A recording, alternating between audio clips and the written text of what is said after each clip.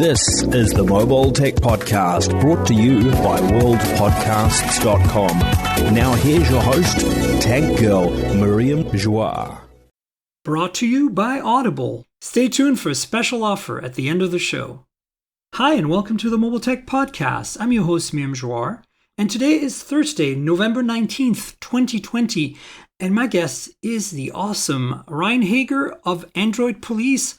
Hi, Ryne, how are you? Hi, Miriam. I'm doing good. It's great to see you. Today's Thursday? It is. Can you believe it? Huh.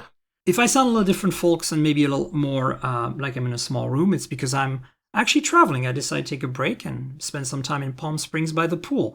So that's been lovely. Today is a bit of a work day after chilling out for a few days. Ryne, you and I have a lot to talk about, that things we're passionate about. I want to talk about the new M1 equipped Macs, the Apple Silicon Macs that finally got reviewed, so we'd have some benchmarks and things. I want to talk about the OnePlus Nord N10 5G that we ranted and raved about with my guest last week, but we didn't really rave much. And I know you have things to say, so let's talk about that too, right? And then I want to talk about a bunch of other new stuff. So let's get started on the Apple stuff pretty quickly. I don't want to spend too much time other than my take is we're getting exactly what we've been sold, even though a lot of people didn't want to believe it. I've been a believer because I'm a long-time Mac user and I've seen two transitions before. And unlike the previous transitions, the thing people have to understand is that Apple wasn't forced to change this time around, in the sense that they weren't in a corner, like in terms of power consumption and performance. They could have ridden the Intel train for a little while longer, but they were finally at a point where their own in-house technology could really blow it away. And that's what they showed, right? Yeah, absolutely. You said you were going to go buy one, right? You're ready to go. Yeah, so I've been debating picking one up. I knew I was going to get one just to play with it at some point, and I actually had pre-ordered the 8GB, 256GB base model, and I decided after a day of thinking about it that I kind of have the blogger-centric workflow, and so sometimes I get couple hundred tabs going with Lightroom open and a bunch of apps, and I can easily max like 8 or 16 gigs of RAM, like very easily. Yeah. So I thought, 8 gigs of RAM probably won't be enough. Let me wait for 16 gigs. Oh, the ship date for those are like half a month away. I'll just wait for reviews. So like a lot of people, I sat waiting to see how things would ultimately deliver. And everything I'm seeing is so positive that I might even be able to get away with just having the 8 gigs. So I'm as we speak, as we talk right now, I'm debating going to the Apple store in just, an hour and a half here and picking one up, because I have to go run some errands in that area anyway. And I'd like to see what it's like and if it can handle my, ridiculous workflow. So yeah, I think that, for me, I kind of went into it thinking this is gonna be pretty much deliver what Apple was advertising. I know that Apple wasn't super clear on the numbers, and I know that people were put off by that. Yeah. But that's how Apple is. They don't really want to make it too complicated for their users. And so yeah, those numbers don't mean much, but now we have numbers, and wow, right? Yeah, I mean, I was also a little bit turned off just because I know that their whole shtick is marketing before the technical details, and all we got were a couple of graphs with like unlabeled accesses, but they really did deliver, and I'm genuinely impressed. Everyone seems to be genuinely impressed. Yeah, and I think this emulation stuff, it's actually not emulation technically, it's translation, which is a little different, because it basically, like, when you start the app, it basically builds an ARM version of it. Yeah. Based on the x86 executable, and then it runs that. So it's not like on the fly translating as, for example, Windows does on ARM, right? Yeah. And so, there are some advantages, but I also think that the tight integration of software and hardware really helps here, right? And who was I reading about? I think it was Gruber. I don't always agree with Gruber, and I don't always read what he writes, but sometimes he's dead on. And so you think it was him or some article he pointed to that was saying that it's not garbage collection in macOS, right? It's instantiation, like it's basically reference count on NS objects, which are basically the atomic building block of memory allocation in macOS. and also on iPhone, and also on Apple Watch, and also on all the based. And I think their chips are really optimized for that stuff, which is why we're seeing such great performance on these chips and also such great memory management on these chips, right? A lot of apps seem to be taking less memory running, right? Yeah, absolutely. That's what I've seen as well. And furthermore, with the super fast SSD and whatever interface is involved with that, I guess it swaps so much faster that it's not even that big of a deal if you do run out of memory. Yeah. So I think, look, I'm cautious because I haven't even switched to Catalina because I have a whole bunch of old, legacy 32-bit apps I'm running. So I'm a little reticent to take the plunge into a Apple Silicon Mac right now. But I have to say that if I can maybe run these old apps in a virtual machine and spin them separately until I can find a new workflow to get over that hump, which I was going to have to do with Intel anyway, because eventually I'm going to have to run Catalina, right? Yeah. So I might as well or Big Sur on Intel too. So I might as well switch to that. So I'm looking at maybe getting a MacBook Air. The base config is all I need, really. What does it come with for base storage, by the way? I think the base model, and I'm speaking purely by memory, I think the base model with the 7-core GPU is 8 gigabytes of memory and 256 gigabytes of storage. Okay. That's good. I can do 256. I mean, like less than 256, I really can't. I'm starting to struggle a little bit, because I do video editing on my Mac. Yeah. Oh, I'm also thinking about going for the 512 gig model or better, but the ship date's so far out on those. Yeah. I just, I use external storage for like most of my video needs, but to actually do the editing, I do it locally on the disk, and I need a bit of, headroom there, right? Yeah. Yeah. Yeah. So I don't know. I think this is good news. I think if, as a first effort, right, if it's that good already, like I can only imagine where it's going to go from here, right? Yeah. The next gen is going to be amazing. I know there are a few limitations. Some people are upset that the current max memory limit is 16 gigs, and there are a couple of other like little things. There's only 2 Thunderbolt ports, so there are some limitations with the current design that maybe will be better next time around. But I can't believe the gains they're seeing. It kind of blows my mind that we have ARM chipsets and consumer devices that are this powerful. So powerful that in x86 workflows, they're beating Intel chips. Like, wow.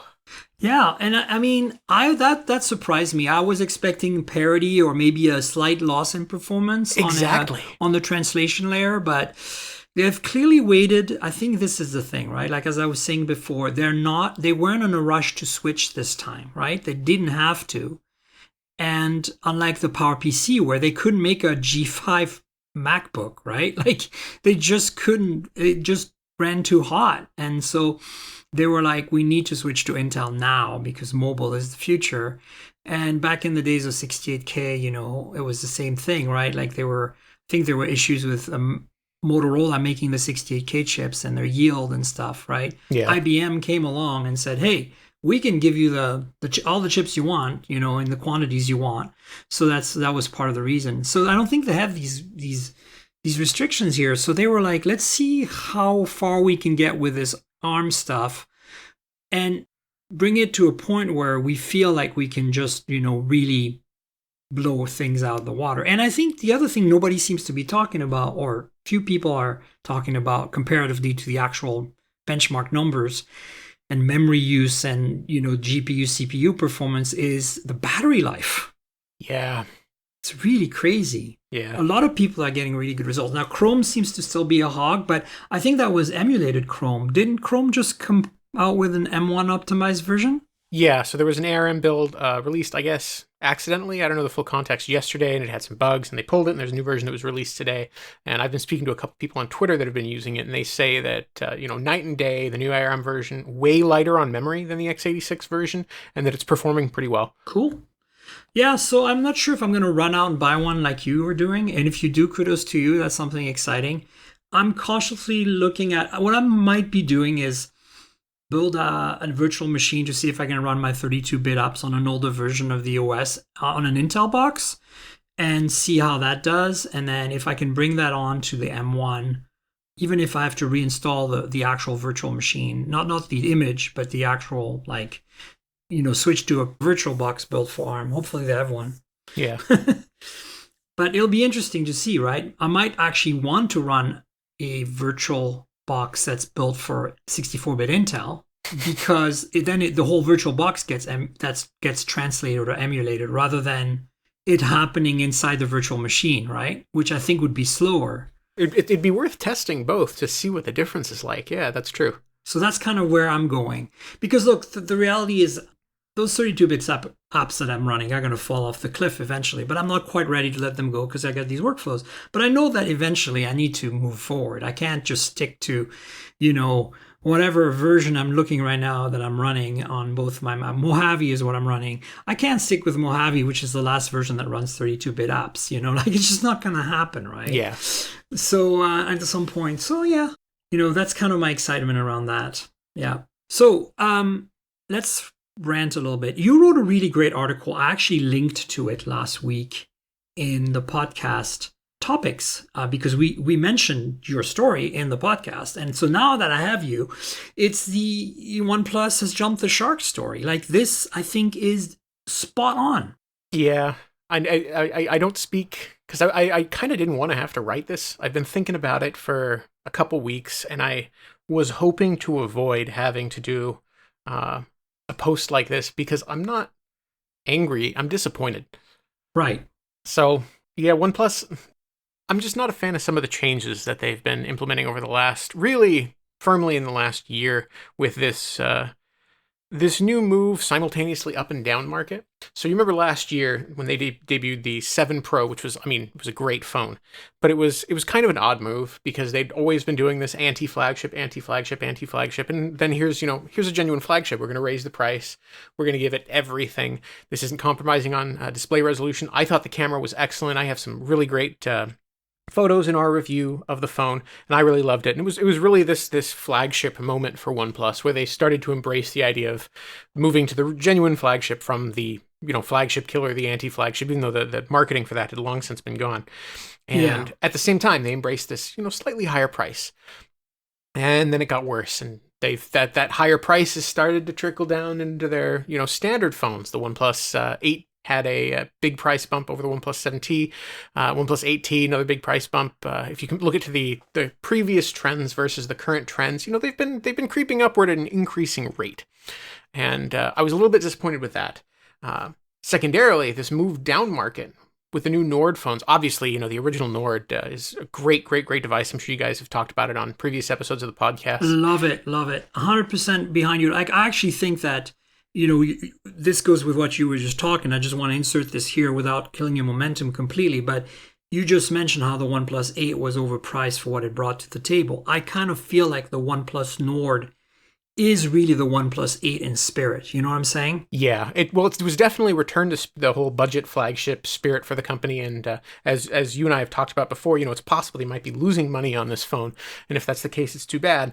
Because the Nord was so good, it's basically ruined the rest of the Nord series in my mind.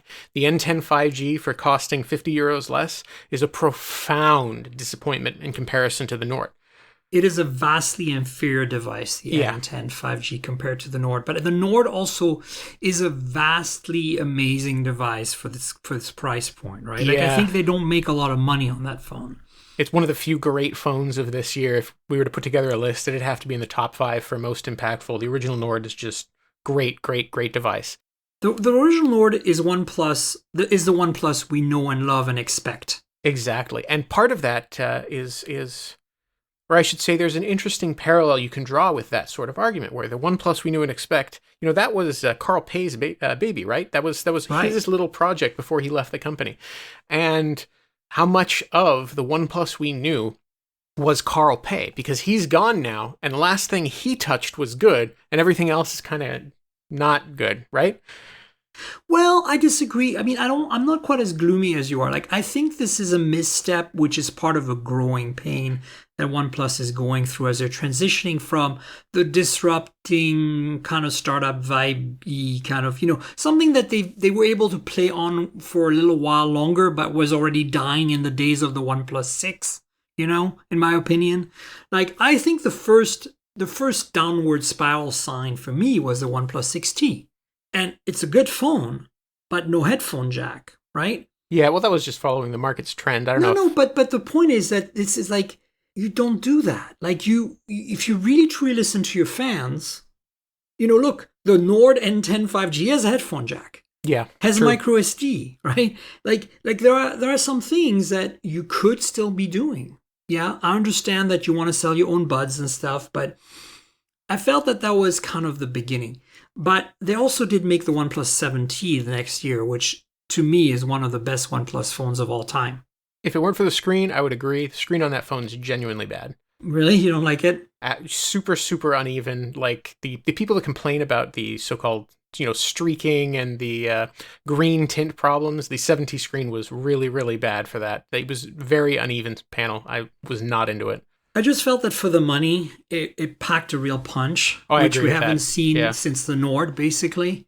And I mean, to me, that that's what I kind of think of the OnePlus 7T as the proto Nord, in a way. I guess kind of. It kind of was, and I think the other thing is the 7 Pro, right? And I suppose the 7T Pro were pretty damn great phones. Yeah, the 7 Pro is maybe peak OnePlus in my mind. That was the last truly great phone, other than the Nord, that they made, where I was like, this has almost no drawbacks. This is an amazing device. So the reason I said, I think I don't want to get too negative is not because me, I can get super negative. But I'm just saying, for me, having as a daily user of a OnePlus 8 Pro, I am perfectly happy with that phone. It's a good phone. I feel like the OnePlus 8 Pro is the no bars hold flagship we all wanted and expected OnePlus to make. And I can't be mad at them for delivering that. And honestly, $899 for that phone. I know right now it's on sale for $799. So kudos, you should get one if you want one, because it's a great price. Even at $899, I think that phone delivers. It's a good phone for the money. It's still a better phone for the money than many others. Yeah, and this isn't a black and white situation. It's not like, oh, OnePlus is bad now, it's 2020. No, OnePlus is still making good devices. They're slipping in terms of the image that they used to have, and their goals are changing, and it's not quite clear what they are anymore. And that's the problem. Yeah. There's a lack of direction. Yeah. And I think I want to insert something in here that really exemplifies that. It's kind of a news story that came out this week. Well, I put it in the show notes, is that we all thought the N100, which none of us have played with yet, which I don't think any of us want to play with, but we thought that was going to be a 60 hertz display, which again would have been a broken promise. But it turns out it's a 90 hertz display. And that's great news, but how is it possible that, and this is the slipping part, that OnePlus did not inform us of that with big rah wavy flags when they announced those two phones? Yeah, the whole Nord series, I don't know if it's just a different marketing department or a different PR. They're not handling this the same way. It seems kind of sloppy. Like you're saying, we didn't know some of the specs for these devices, even though they're ostensibly announced. They still haven't even announced US pricing for the N10 5G. We're still waiting on that. So yeah, they're not presenting us with all of the information or handling what they've got. I actually have a feeling we might not see the Nord N10 5G in the US at this point. I'm getting that vibe. The reviews too. were so negative. Yeah. And I think they might, if they're smart, they're going to recalibrate. And I think that, or maybe it's already locked in. And I think the only carrier I could see this coming on, frankly, is T-Mobile, right? Yep. Well, T-Mobile was rumored to be the partner to begin with, so they're going to be the only one that's interested for sure. Look, there is still some things they can do to this phone to salvage it to some extent, in my opinion. Without major redesign, and that's put a glass back on it. Okay. That fingerprint happy, slimy, terrible material they have on there right now is a nightmare. I don't know what else they can do, honestly. Swap the camera module for an IMX586, please. I don't like the photos I took with that phone. Only the daylight photos were good. I agree. And even at that, they were like that OmniVision sensor, which is a brand new 0.7 micron, 64 megapixel sensor, actually impressed me at zooming. It's better at zooming than the OnePlus 8 and Nord, frankly, up to a certain point, right? Like if you compare side by side a 3x or 4x zoom of the Nord and the N10 5G, the N10 5G takes better daytime zoom shots. But that's the only place where I found any kind of improvement. And not that I expect an improvement, it's a lesser phone, but at least the Sony IMX586, even without OIS, which at that price point I understand, even though I'm not happy about it, would have been a better choice for low light. That thing in low light, I mean, you reviewed it. You know what Yeah. I'm talking about. It's a nightmare. It's so bad. It's like Moto bad. Yeah, it's very, very muddy. And the processing in general seems different from OnePlus phones. But as far as I'm concerned, there are only two things they need to realistically change. And there are two things they can change without touching the hardware at all.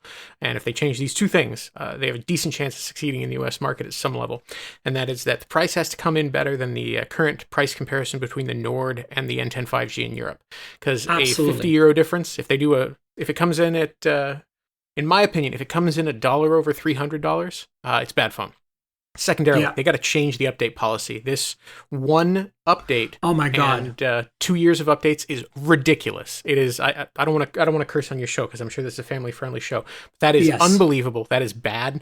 The fact that they're only promising an update to Android 11, which is the version the 8T shipped with, is mind blowing.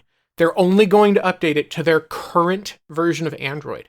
That's insulting. It's unbelievable. The fact that they would try to push this on customers at any level is revolting. It's vile.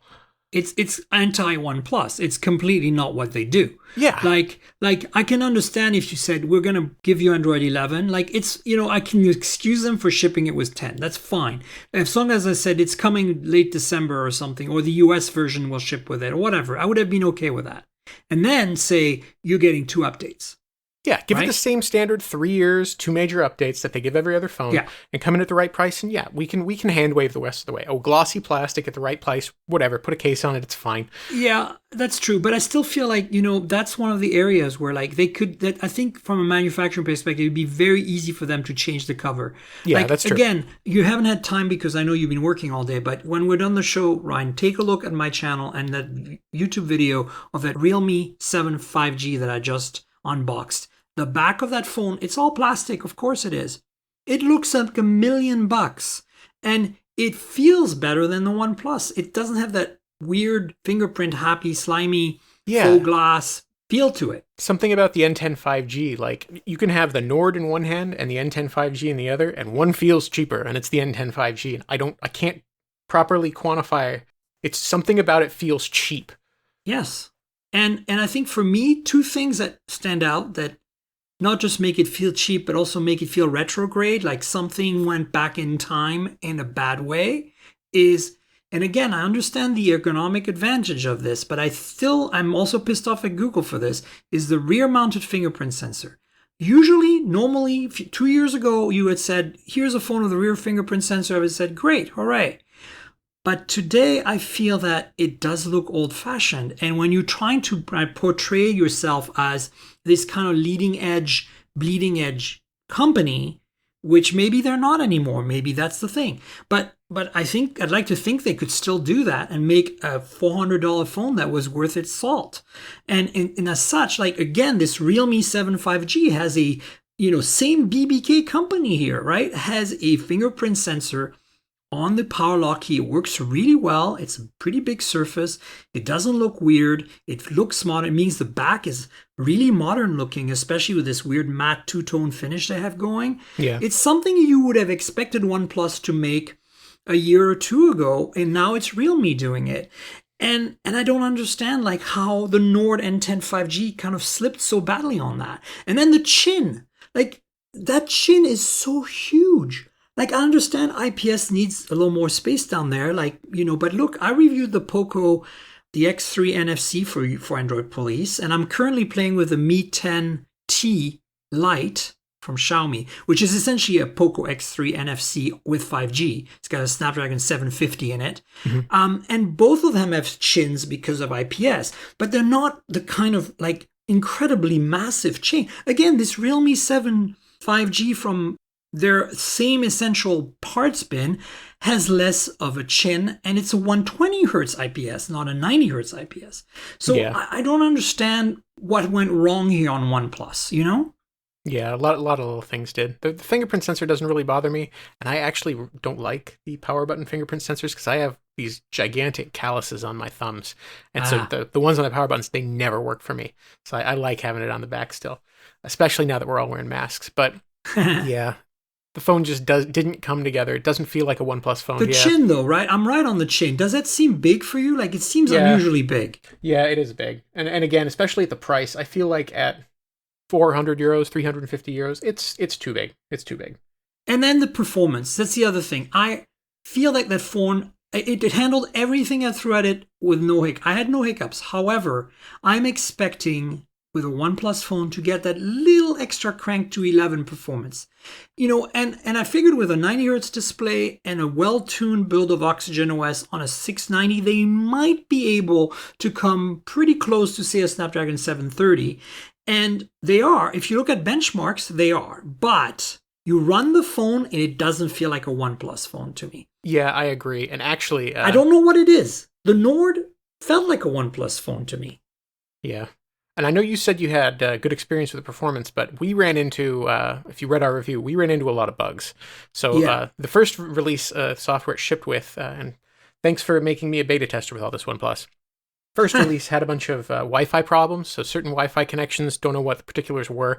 It would just refuse to connect to them, or if it did connect to them, it would refuse to see it. I did have Wi-Fi issues too, but they weren't like dreadful. Like I didn't have to, like it would just fix itself basically. Well, mine did not. If I connected to Wi-Fi, I just didn't have data. And secondarily, and this is an issue we had up until the day the review was published, and OnePlus tells us that they're working on a fix. Touchscreen sometimes will just not work. You'll wake the phone up and no touch input. And that is not acceptable. That's not okay.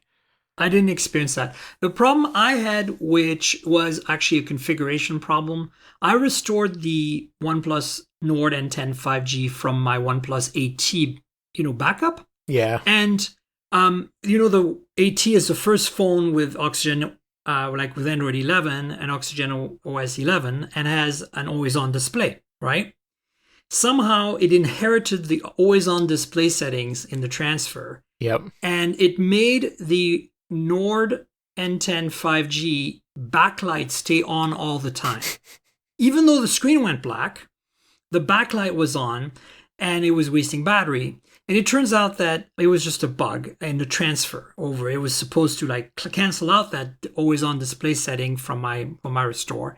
Yeah. And it didn't. And so they basically fixed it for me. They sent me a little APK to install and it changed the flag that was, mal set and everything was back to normal. And I'm sure that they now have that in their bug tracker and that will never happen again.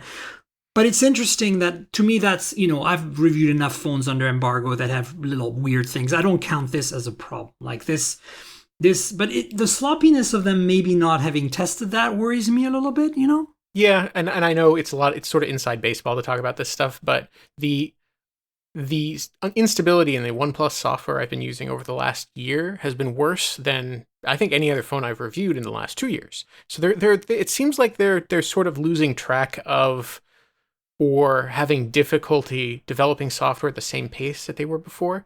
And you can see that's compounded by the issues they're having with delivering updates to prior devices. I know a lot of them, I think the OnePlus 6 was stuck on the same security patch for 6 months. And the Android 10 update was repeatedly delayed and had a bunch of issues. They're kind of losing track of the older devices and losing their ability to keep a decent software update schedule or the commitment that they made, these every 2-month updates, which isn't even really competitive anymore. So I'm not, and coupled with the fact that, and I know this is inherently subjective, but I'm not a big fan of their Oxygen OS 11 look. So I think they're kind of losing the thread. I mean, I'm not too worried about Oxygen 11. I honestly had no issues with the AT and Oxygen 11. I changed the colors to the blue, the highlight color. Mm-hmm. To the blue from Oxygen OS 10, and everything's fine to me. It does feel a little more One UI, like Samsung-ish in some areas, but I still feel very good about Oxygen OS. And this is a non-issue with the Nord N10 since it's running the old version anyway. Yeah, right? Thankfully. And honestly, as I said in my review, the thing that saves this phone is Oxygen OS. If you take that away and you were to put the Realme OS or the Vivo OS or whatever, the Oppo Color OS on there, that phone would just feel like a BBK phone. Parts been special. In fact, I think it's inferior to many Oppo and Vivo phones in the same price range because of its design, its frumpy industrial design. And so Oxygen OS does save it, but it shouldn't have to. And the biggest thing we haven't talked about yet, well, we did about it last week on the show, is the alert slider. How can you not ship a OnePlus phone with one without an alert slider? Yeah. It doesn't feel like a OnePlus phone to me at all. That's like a signature OnePlus thing, Yeah. right? So that was the first sign that things were badly wrong. And, you know, we all had concerns and doubts about them being able to make a phone with a 600 series Snapdragon that would be, pardon the joke, but snappy.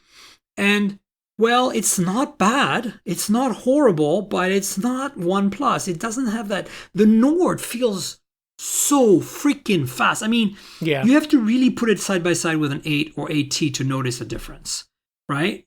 Yeah, it's a fast phone. And so this one, however, is like, no, it's fine, but I don't come to a OnePlus for fine, you know? Yeah. I come to OnePlus for, I want something special. And yet I was hoping that maybe they could still deliver something special with the 690, but I think that I cannot even believe or imagine what the Nord N100 is going to be like with the Snapdragon 460 at this point, even with a 90 hertz display, right? I'm intensely curious to see, because you and I both know there's no way it's going to be able to maintain 90 hertz in any reasonable workflow with that chipset. I just want to see what it's like. I didn't even know that chipset could run 90 hertz. I'm sure in certain edge cases with very static content, it might be able to. Well, remember, it's a 720p display, though. Oh, that's fair. So that's a good point. The resolution might be low enough, because I was still thinking it was 1080. Yeah, then it's possible it could. I mean, this is what they told us. They could be wrong. We could be seeing a 1080p 90 hertz display identical to the Nord N10 5G, driven by a completely outclassed Snapdragon 460. That would be funny. Oof. Yeah, I'm not. curious to see, but we'll have to see. There's no way to know. Battery life was very good, though. And Yeah, it was. I want to give some positives. I thought the Oxygen OS experience is still superior. It still feels like a really nice user experience. Again, this is Oxygen OS 10. I feel that the battery life was very solid. I feel like, you know, it's not in the vacuum, in the absolute, it's not a bad phone. But even compared to what BBK, like again, I will talk a little more about this Realme 7 5G right now, because, you know, I unboxed it. You'll see my video. I'm reviewing it. So you expect a review in a few weeks. There was no way I was going to hit the embargo, so I'm just going to take my time. But that phone is currently on sale for £229 UK, because that's a Black Friday pricing for launch, and then it's going to switch to its normal price of 279 UK pound. And I believe that's about $369 US. Now, it has a MediaTek Dimensity 800 5G chip in there. And honestly, it doesn't feel slow. It has a 120 hertz IPS panel. It has a 48 megapixel main sensor. And the rest of the sensors are otherwise identical to the OnePlus Nord N10 5G. So you've got an 8 megapixel ultra wide, and you have two 2 megapixel sticker cameras, as I like to call them, because they might as well be stickers because they're useless. Yeah. But the point is that we're looking at and it's got a 5,000 milliamp hour battery and 30 watt fast charging. You see the similarities here? Yeah. So very similar, but the industrial design, the build, the quality of the materials, even though it's plastic, feels superior to the Nord. The performance feels identical to the Nord, and this is not Oxygen OS. And the camera so far, you know, it's not a Sony IMX586. It's a Samsung of some kind, the 48 megapixel sensor. I haven't taken photos in low light enough to really be able to tell you how good that camera is, but it can't be worse than the Nord N10 5G in low light. So True that. the bottom line is we're looking at a phone that clearly undercuts the Nord N10 5G in the UK in terms of price, and is already superior in many other aspects, with me only spending a few days with it at this point. Like, it's the same company. So if you're going to make a part spin special, which I've always thought Realme were, no offense to them, but they always seem to be like part spin specials to me, you know, because, you know, you got Daddy Oppo and Daddy OnePlus and Daddy Vivo up there, right? Yeah. And, you know, Realme is the newer kid. So I thought that, you know, it seems to me like it should be the other way around. You know what I'm saying? That the Nord N10 5G should be a Realme phone, and that the Realme 7 5G should be a OnePlus phone, basically. And 120 hertz display on an IPS panel is not something I necessarily get excited about, because you get a lot of jittery when scrolling. But it's versus 90 hertz on the OnePlus. Again, for less money, you get on paper a better phone, right? Yeah. And that's weird to me. Like, also, I understand that these brands compete with one another, but this is not a Realme phone that was made for India. This is a Realme phone that was specifically made for the European market. So, again, that's part of the reason I requested a review in it, because I'm like, this is going to compete dead on in those markets with the Nord N10 5G, you know? Yeah, makes you question what OnePlus is doing, that their own partner sub-brand is able to outcompete them. They have a parts bin they can pick from, and it seems they're picking the wrong things. Yeah. And in the Nord original, they didn't pick the wrong things. They picked all the right things. The only thing the Nord, I think, original, in my opinion, is I'm unhappy about is the crappy mono speaker, which strangely the Nord N10 5G has actually relatively decent stereo speakers. They're not great, but they're for the price, they're fine, right? Yeah, I thought they were good. And a headphone jack and micro SD support. Well, the micro SD support is unusual for OnePlus phone, right? First since the OnePlus X. Exactly. The OnePlus One, of course, had it as well. But, here's the other thing. That Realme 7 5G, before all of you start freaking out, because it was designed for the European market, has NFC, which is rare, as you know, on a BBK phone that is not a OnePlus phone. Like, there's a lot of Oppos that cost a lot more money than this Realme that don't have NFC, like the Reno 4. Interesting, huh? It's one word for it. So yeah, check out Ryne's review of the OnePlus Nord N10 5G on Android Police, my review on Hot Hardware, which is a more technical review, and my review on Geekspin, which is more lifestyle review. Also, my video unboxing of the N10 5G, and most importantly, read Ryne's OnePlus has jumped the shark story, because look, I want to believe. I want to give them the benefit of the doubt. I want to give them a chance to correct course here, right? There is that opportunity. The AT, as I said in my review, was too expensive for what it delivered, in my opinion. It's a great phone, but again, you can't take it in a vacuum. Like, the N10 5G is an okay phone. It's a fine phone in a vacuum. If it was cheaper, if it had better updates, as you said, maybe a glass back, maybe put an alert slider on that. A few things they could have tweaked. They would have said, okay, it's fine. It's $100 less. I get it, but it's not $100 less. Wow. Exactly. It's, I guess, 75 or whatever. It just doesn't feel like a OnePlus phone for the first time. Right after they delivered a Nord that was exceptional, and after they delivered a flagship that I still think is exceptional, the 8 Pro, and the AT comes out and it's kind of uncompetitively priced. It's getting its lunch eaten by Samsung with a FE, the fan edition. I just don't understand, like, how.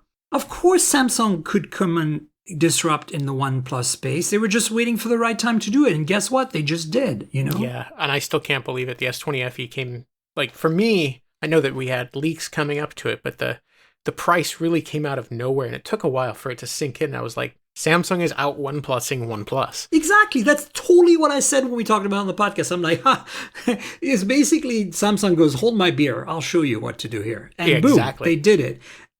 And again, in that context, like, again, the AT is fine. I just don't understand why they launched it with that spec, 12 gigs of RAM, 256 gigs of storage. Yeah. Nobody needs that. Nobody. Not at that price point. In that $700 price point, 8 gigs is fine. Now, we have to say that the FE does only have 6 gigs, which I think is too low. Yeah, I would prefer to see 8. I bet that 6 is probably fine, but I would have preferred to see 8. Because it's paired with a Snapdragon 865. You're kind of hoping that this is going to be, like, you don't buy this phone because you want to, like, if it was Snapdragon 765, it'd be like 6 gigs is okay, I guess. But at 865, you're like, okay, this is a gaming, it could be used for gaming and all that.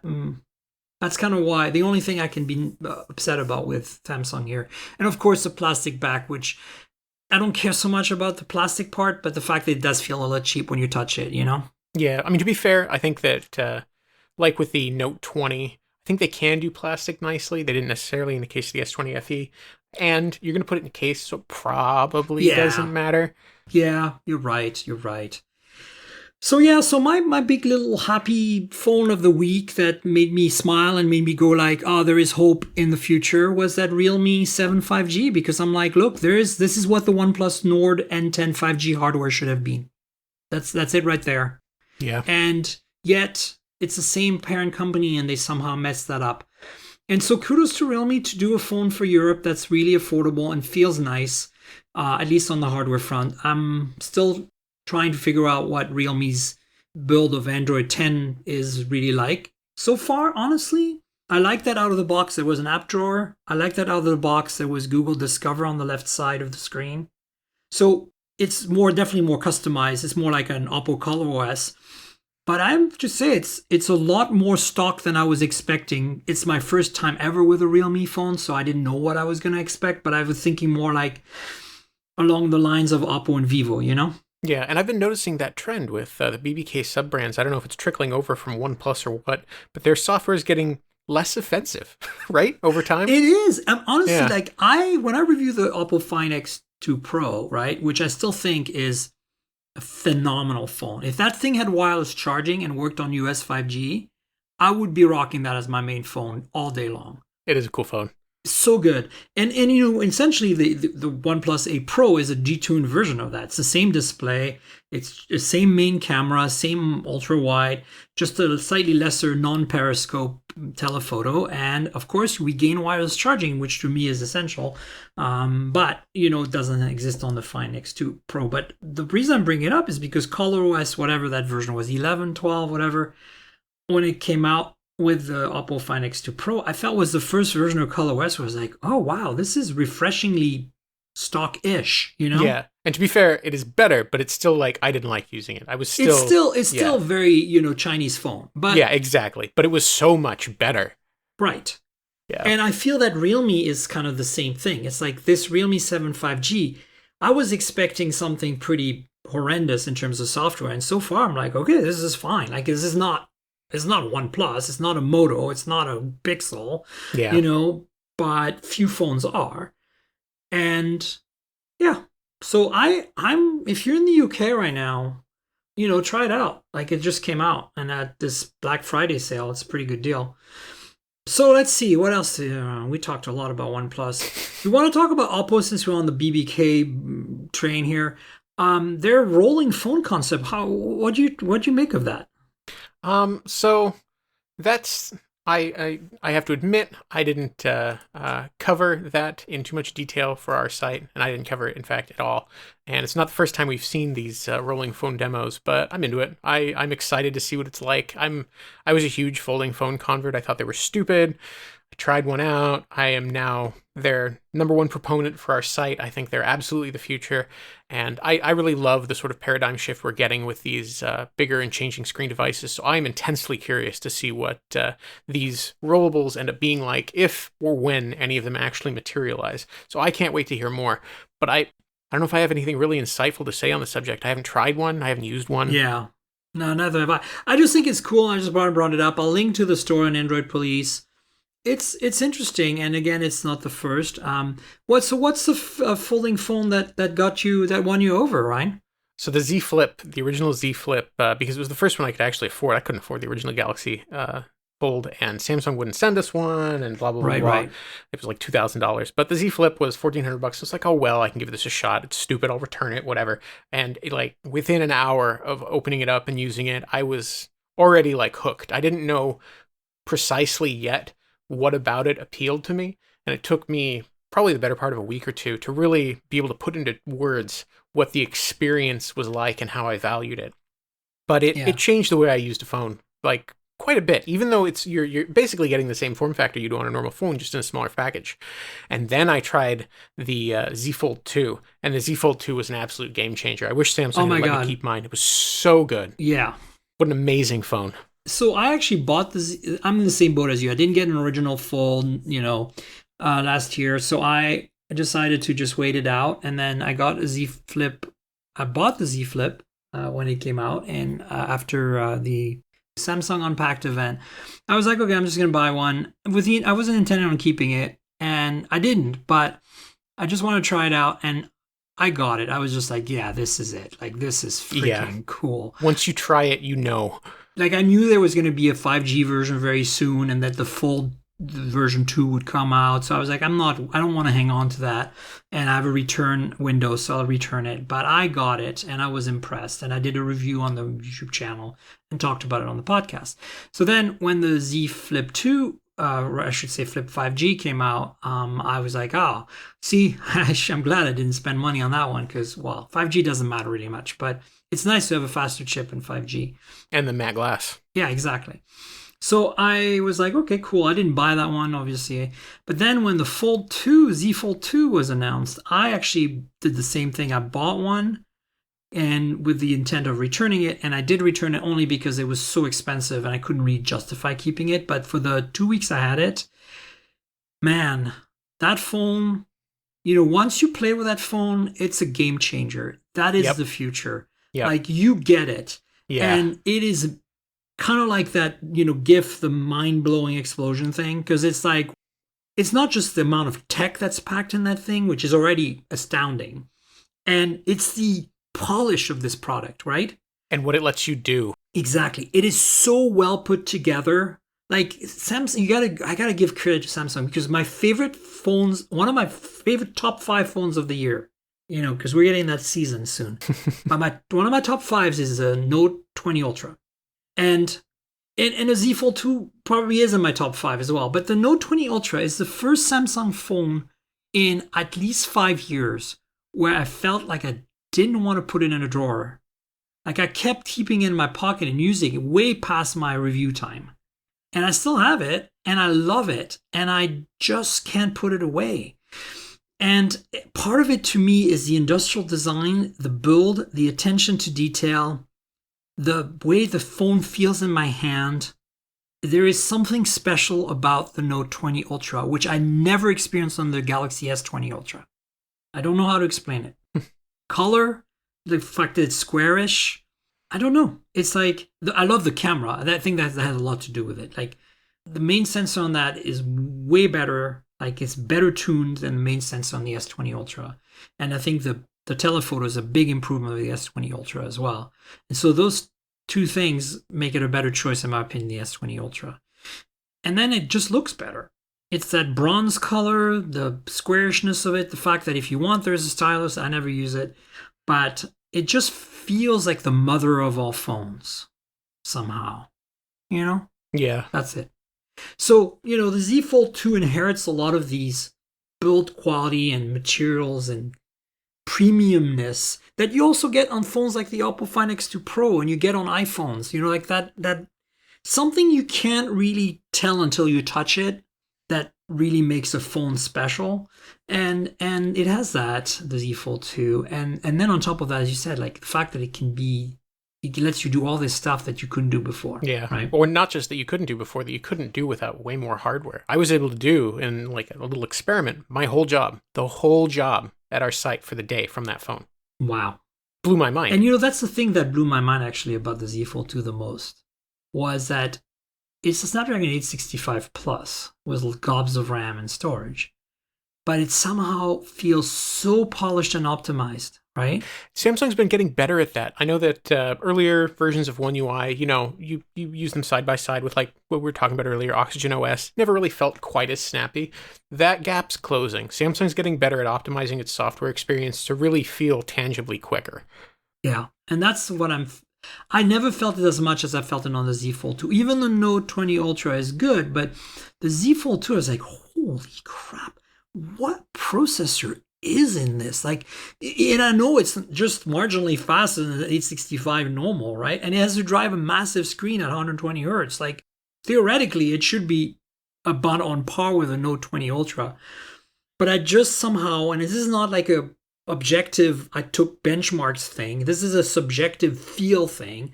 It just feels so snappy, right? Yeah, they're getting better at that. I love that. That's what I expect of a phone. And I know, David Braddock, your boss, would agree with me here that yes, the telepathic speed and feel of the OnePlus 8 series is almost too much, right? Like it's like you're almost on caffeine and it's like overexcited. Yeah, everything's turned up to 11. I like it. Yeah. I like that. I feel that I go back to a Pixel after that and I'm like, oh yes, it's nice, but where's that turbo button? Yeah, it makes everything else feel like it's got training wheels on it, or it's the Fisher-Price edition. And the phone that feels like that, despite being a mid-range phone that costs half the price of OnePlus 8T? The Nord? The freaking Nord. Yeah. The Nord is like you want to feel like you're driving a race car and you want to spend half the price of a race car? That's your phone, basically. It is a snappy little unit. Damn, it's amazing. before we transition to talking about Huawei, which I think is a pretty important topic this week, I want to talk about the fact that Google just released a Pixel 4a Barely Blue. That's the name of the color. It's a barely blue colored Pixel 4a. Yeah. So you no longer have to settle for ugly black. Yeah, well, at launch, all they had was black, but this is kind of a return to the usual Pixel styling. The 4a was unusual in that it was the first Pixel phone I can think of in a long time that was only offered in black. And last year they did the 3a in that, slightly purple-ish, which was actually the name, hue. And then the Pixel 3 came in I like purplish. It's great, isn't it? Purplish was good. Yeah. Yeah. And then there was that sort of, I can't remember the name, I always call it the flesh tone pink, but the fleshy pink Pixel 3. Yeah. Last year they did do the much more vibrant, that sort of Halloween-themed Pixel 4, which was kind of out of left field. They don't usually do colors quite so bright anymore. And I was into it, and I was hoping we'd see more fun colors, and yet. But so it was unusual that the Pixel 4a only came in black, and now we get it in blue. I had suspected at launch that was partly due to either supply constraints as a result of COVID, or that they might have been trying to tighten up margins by only having one SKU so that they could better compete with the iPhone SE, because the SE had just landed. Everybody was super impressed with it. It came in at $400. So I'm sure Google's project managers said, all right, this has to come in under $400. We got to hit 350 and we need to beat it. So that was when we got, I remember there were originally rumors that we would get a 64 gig and a 128 gig version. And then all that landed was the 128 gig version, so that at least on paper, in one spec, it would be beating the iPhone SE.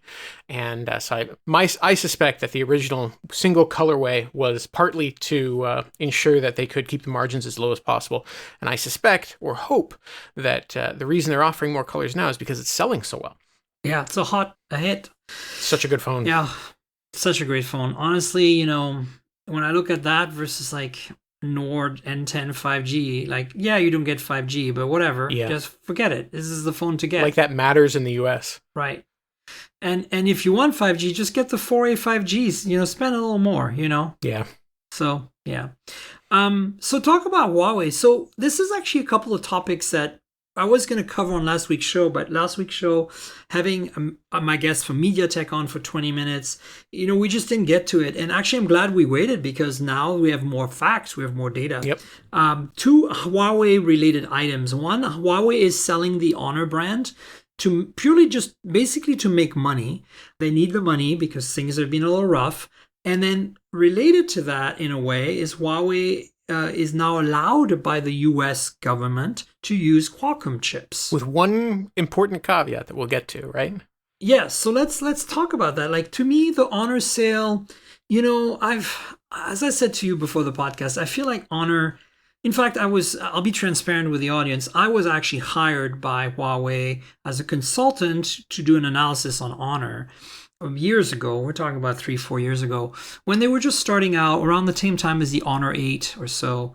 And, they were like, how can we take the US market by storm? And I basically said, you need to do the two things.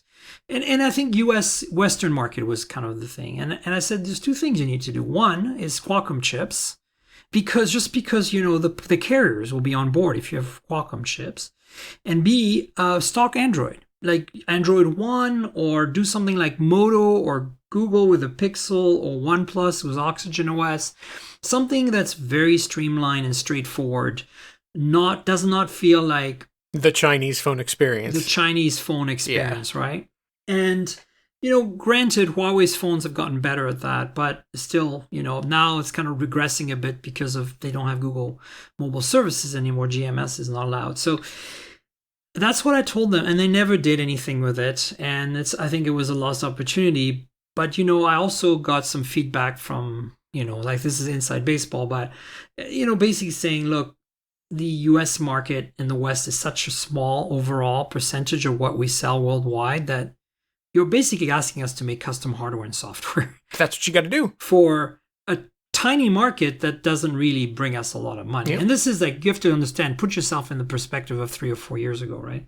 Yeah. Now I think it would make more sense. So to them, I think selling the Honor brand now, first of all, it brings them cash. But secondly, now it was sold to a bunch of Chinese investors. So maybe whoever takes it on now can make phones with GMS that have just branding and kind of take a new path, and maybe that's a good thing, right? Maybe it is. So until you, and we talked about this a little bit before the show, I have to say, until you put it in those terms, I didn't really understand why Huawei was selling Honor, because it didn't make sense to me that Huawei would try to just separate the brand if it was going to make a difference in inroads in the US market or GMS. Like, no one would be fooled by that. It's just, just because it's under new ownership doesn't mean that the same concerns regarding whether they were founded or not regarding the Chinese government would apply. The group that bought it is, after all, a government-backed consortium, right? Exactly, right. But it didn't occur to me that they would need money, because you're right. I know that we've been following their financials off and on, and they're not doing so hot.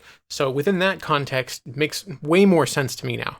Yeah, I mean, it's the third show we're talking about this phone. I have the Mate 40 Pro here, and it's a fantastic phone. I just finally, on this little trip that I'm doing here in Palm Springs, I've finally gotten out in nature and taken some photos.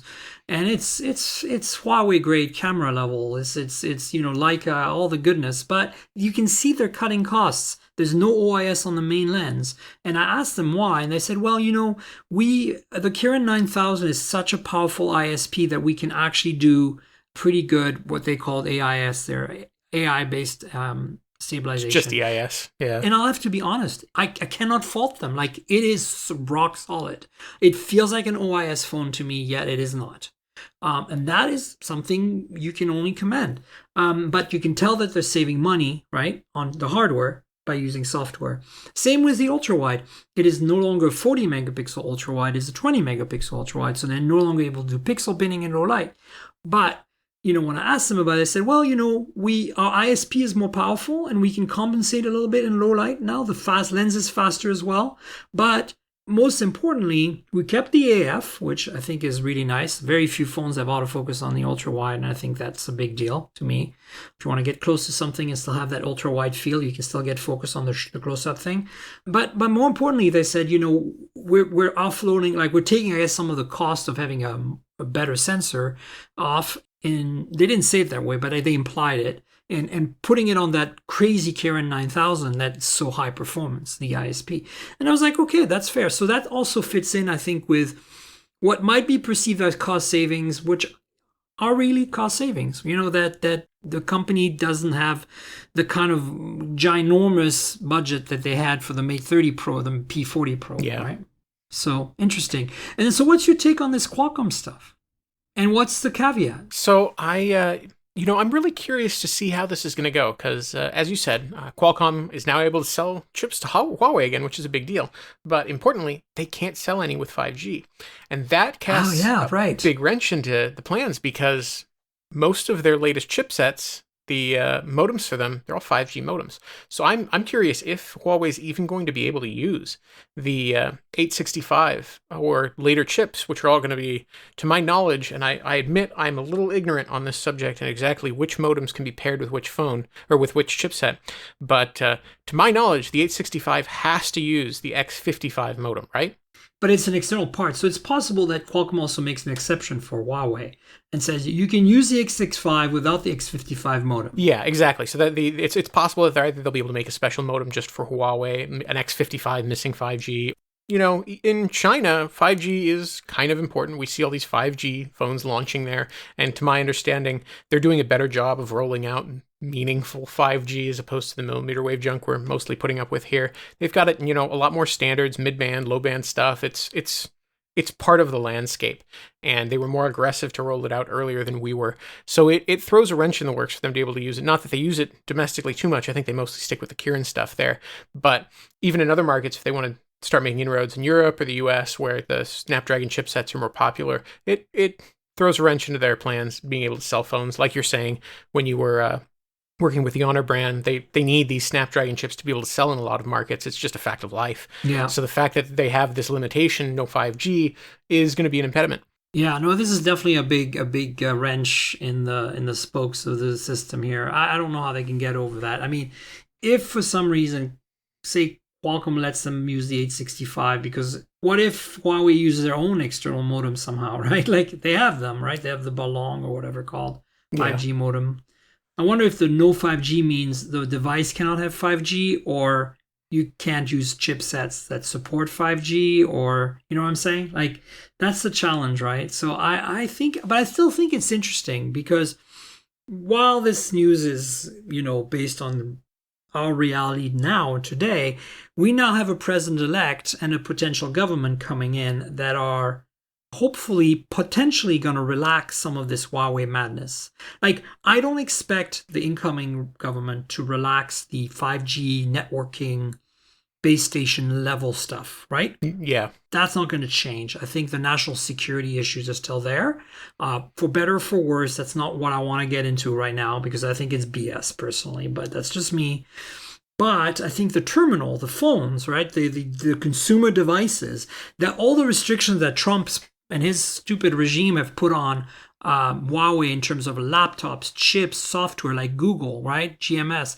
That should all go away, I think, hopefully, with the new regime. I'm sure it's not high on their priority list because they have to fix COVID and everything. But I feel like that should be higher-ish on their priority list on the technology front, right? Yeah, because it doesn't really make sense for them to be limiting things in other markets. Like, what does the US care if Huawei has access to Snapdragon chips to sell them in, like, Europe? Like, what does it matter? It doesn't affect us at all. What does it matter if they have access to GMS? Like, yeah, exactly. And if anything, giving them back access to GMS will potentially slow down their development of their own OS. Yeah. I doubt they will because they've learned their lesson now. They're probably going to be on the ready for weird future US bans. Oh, yeah. It sounds like it. At the same time, they could be like, well, we don't have to rush quite as much anymore or something, I don't know. It'll be interesting. I think it's good news. And I overall, I feel more positive, especially now that we have another government coming, Yeah. I think Huawei also has breathed a sigh of relief since the election. But we'll have to see how this 5G ban ends up operating in the short term, because I'm really curious to see how they work around it, or if our understanding is flawed in some way, but it's just a strange situation. Hey, I'll take a Snapdragon 730G equipped $400 Huawei with Leica cameras on it. Yeah. I mean, screw it. With GMS, I'll do it. I'll take it. So, hey, one last thing I want to talk to you about is, and you wrote about this, is the whole messaging stuff. Yeah. So, do you want to jump into that and maybe give us a quick primer? I can dive in. So today, Google rolled out worldwide support for its chat RCS standard in the Messages app. And this is a big deal because the new chat system that Google uses is based on RCS messaging, the universal profile. The long and the short of it is that this is a new standard that's meant to replace SMS and allow people to send higher quality media. It lets them do more rich communication standards. So like you can do typing indicators, you can, it's a poor parallel, but you can kind of think of it as like iMessage for Android, but don't. Yeah. But it's similar to that. So the big impediment to the rollout of RCS is the fact that it's a network solution. So the ideal way that it would have been implemented would have been to have all of the carriers get on board. They would have all implemented different RCS-compatible standards. And there was one standard that was settled on called the Universal Profile. And it was meant to be a single version. Everyone could implement this same standard, plug it into their servers, and it would talk to everyone else's servers in a big networked system, sort of like a messaging-only internet, and allow every carrier and every customer on every carrier to be able to send messages using this new format to every other carrier and every other customer on every other carrier. And like every carrier-based initiative, of course, it didn't pan out. Carriers are greedy. They all wanted to do custom versions of the standard that didn't implement everything, or that didn't connect to other carrier standards. Turned into a big problem, and Google decided, no, screw it. You guys are, you're not handling this correctly. We're just going to take this into our own hands.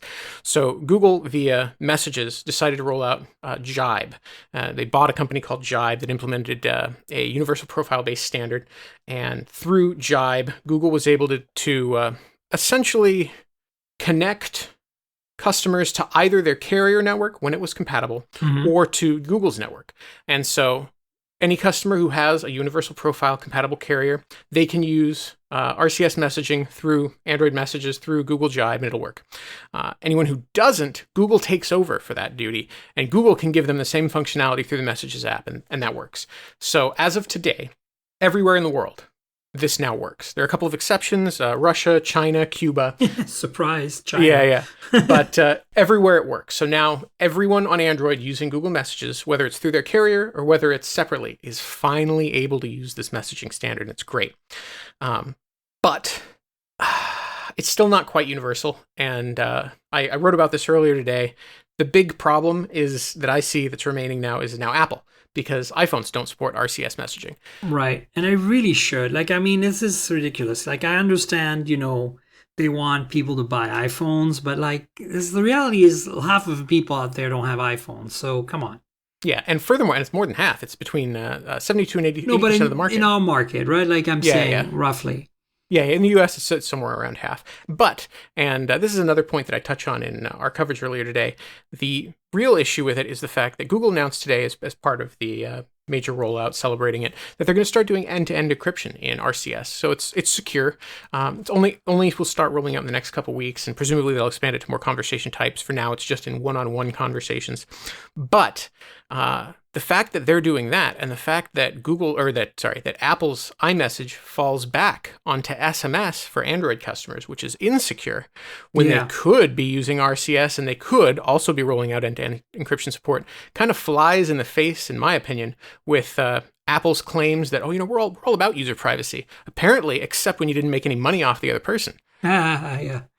Yeah, no, I feel like this is progress, like especially for the Android universe, and I've been very happy to have RCS access on devices and my Android phones, and I applaud this move that it's spreading and that Google took the initiative for once. Didn't let the people in charge to do their thing because it just wasn't going to go anywhere. Carriers are never going to do anything. Yep. Carriers are anti-competitive, so they're not going to do anything. Yeah. When Apple does something, they just have to go along with it, right? So they kind of had to go along with the whole iMessage thing, for better or for worse. So I think this is good. And end-to-end encryption is going to be necessary. So kudos to them for doing that. So yeah. So thanks for the primer and the heads up. I will link to your story, of course. Those of you who want to get more technical and want to find out more, you should check that out. Well, Ryne, do you want to tell people where they can find you on the internet? Oh, yeah. So you can find me, obviously, at Android Police. I work there. You can also find me on Twitter at Ryne Hager, RYNEHAGER, because I spell my name funny. Yes.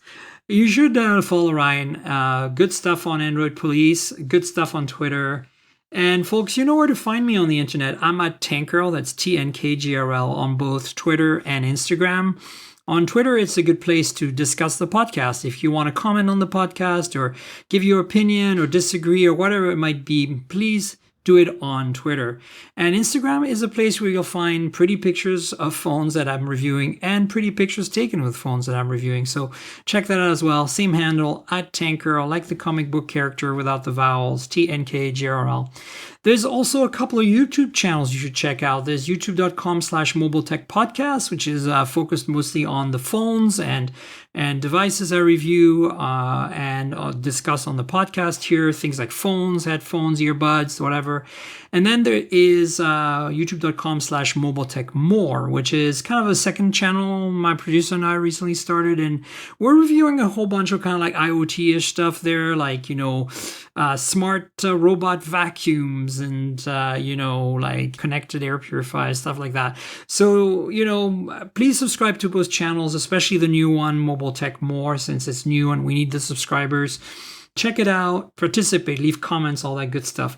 Think of it as complimentary visual content for this podcast. Also, there's the podcast itself, which if you're just happening to follow Ryne here and you kind of want to subscribe and stuff, it's mobiletechpodcast.com is URL. There's an RSS feed there if you're old school. If you want to do it the easy way, we're on Google Podcasts, Apple Podcasts, Pocket Casts, Spotify, pretty much everywhere you'll find good podcasts. If your podcast app lets you rate the show, please consider rating the show or reviewing the show in some way. That also helps a lot. And finally, there is a donate link in the show notes. If you can donate to to help me make this podcast continue happening weekly. I'd appreciate it. It's a PayPal link. Please donate something if you can.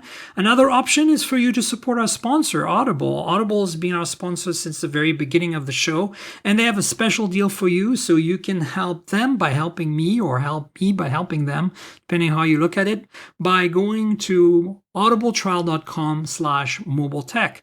That's audibletrial.com/mobiletech.